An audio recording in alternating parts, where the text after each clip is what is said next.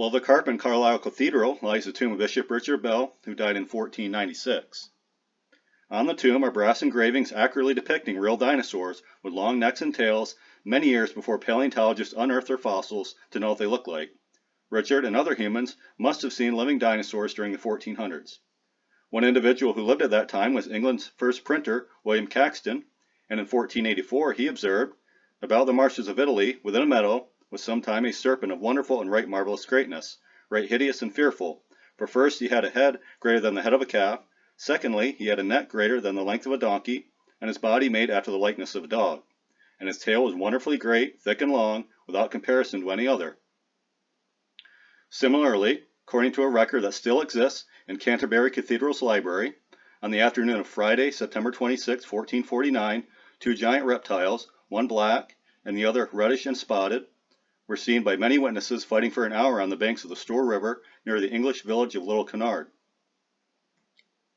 John Calvin's commentary, whose artwork and text was completed in 1578, clearly depicts two-winged dinosaurs, as well as an apparently dead land-dwelling dinosaur, before modern paleontologist excavation, so the artist wouldn't have known what these animals looked like without seeing them. John was a level-headed person who wouldn't have allowed a drawing such as this to adorn the detailed commentary set he poured years of his life into if the creature wasn't real. Within his commentary, John stated in matter-of-fact language that dragons are those who devour a whole animal. Also, during the 1500s, a European scientific book called Historia Animalium identified several dinosaurs as still alive, and Ulysses Aldrovandus, a well-known naturalist at the time, recorded an encounter between a person named Baptista and a dragon fitting the description of the dinosaur Taniostropheus on May 13, 1572, near Bologna, Italy.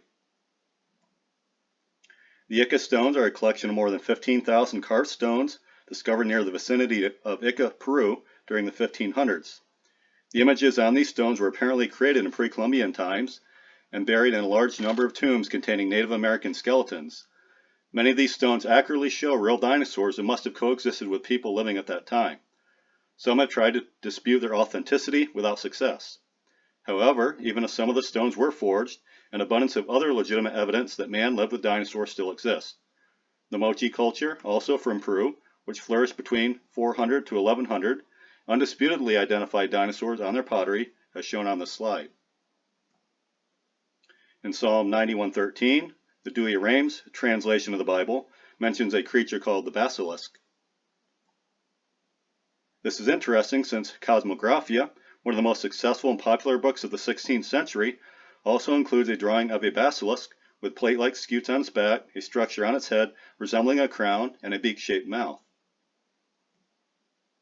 From the fossil record, paleontologists uncovered a similar-looking dinosaur called an ankylosaur, which had scutes, crown-like structure, and beak-shaped mouth resembling a basilisk, so we have no good reason to doubt the probable existence of this creature, especially since it was documented in a popular book with matter-of-fact, non-mythical language, just as someone would describe the appearance of a well-known creature today. Every natural history book written before the 1800s contains detailed scientific observations and often drawings of multiple types of dinosaurs, together with other well-known animals, before modern paleontological excavation occurred, so we must logically conclude people saw living dinosaurs to describe them so well. The dinosaur shown on this slide is from Mundus Subterraneus, a 12-volume digest produced in 1665. In 1669, a pamphlet was created concerning the Henham Dragon, which was seen and killed by several citizens in Essex, England.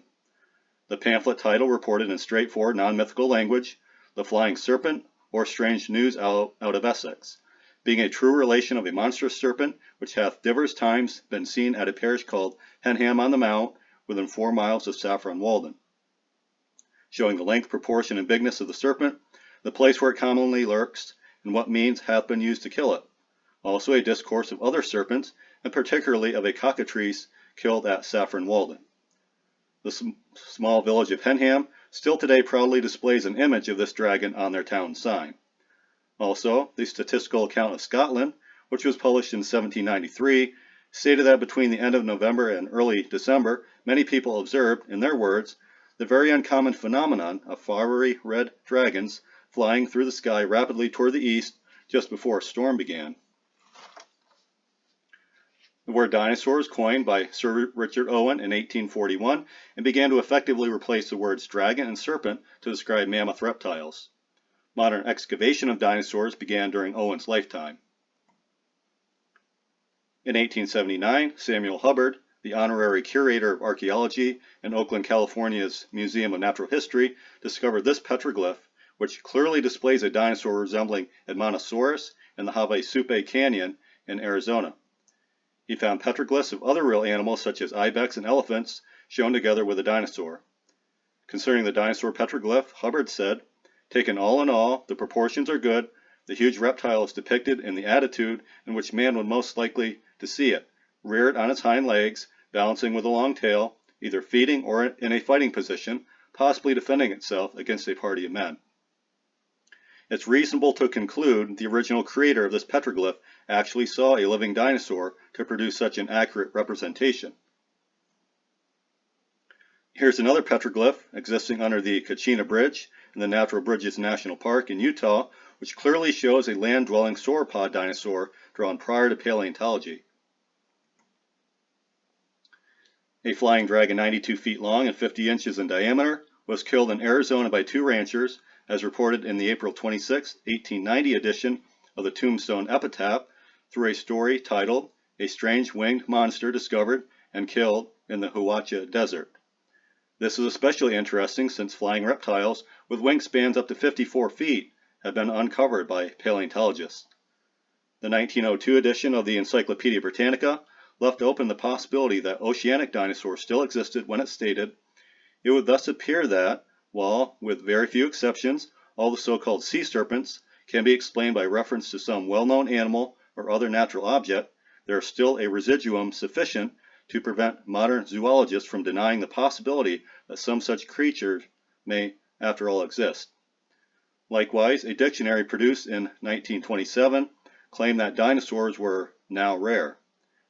In the early 1900s, elderly residents of Glamorgan, a county in Wales, confirmed that a colony of winged serpents lived in the woods around Penllyn Castle.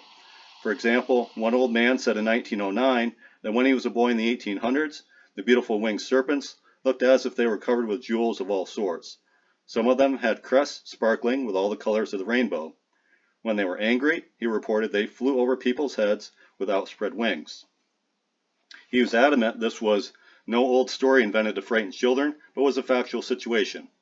They were hunted to extinction by people, including his father and uncle, since they were terrors in the farmyards and coverts that attacked poultry like foxes.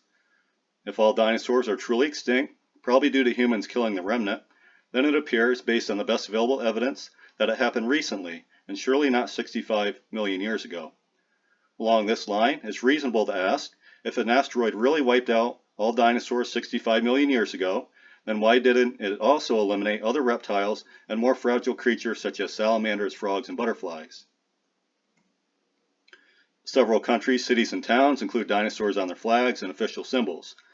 For example, the countries of Wales, Malta, Bhutan, and Bavaria still feature a dinosaur on their flags, and a Netherlands city seal created in 1295, which was prior to modern paleontology, clearly displays an actual dinosaur.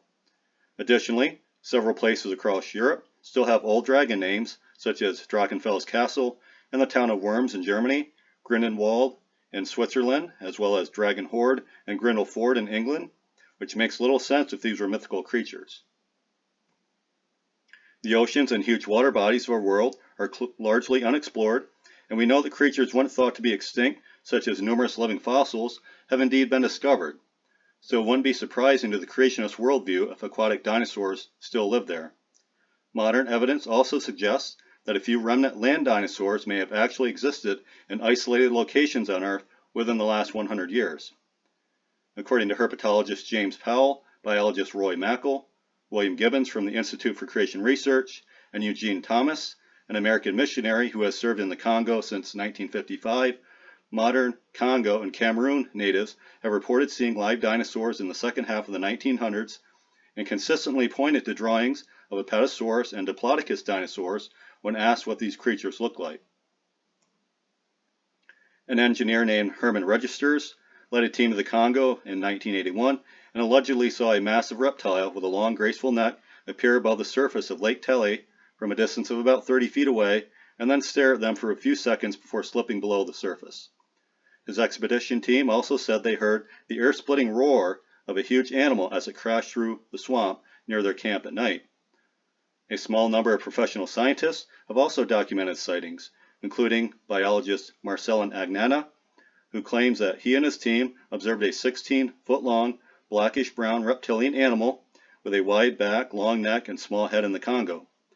He wrote, following the 1983 sighting, "It can be said with certainty that the animal we saw was Mekele Mamembe, which is the native Congolese word for dinosaur, that it was quite alive, and furthermore that it is known to many inhabitants of the swampy Likalala region." Agnana apparently tried to photograph the animal, but was so excited at the experience that he forgot to turn on his Super 8 Cine camera. While no one has been able to provide photographic proof yet, expeditions into rugged, unexplored rainforest habitats are still occurring, so we may have solid evidence in the future, which honestly wouldn't be shocking for a biblical creationist. However, even if the last remaining dinosaurs have been extinguished, we already have abundant evidence from multiple and various sources that the evolutionary story concerning the extinction of dinosaurs 65 million years ago is incorrect. Dinosaurs and men have indeed lived together.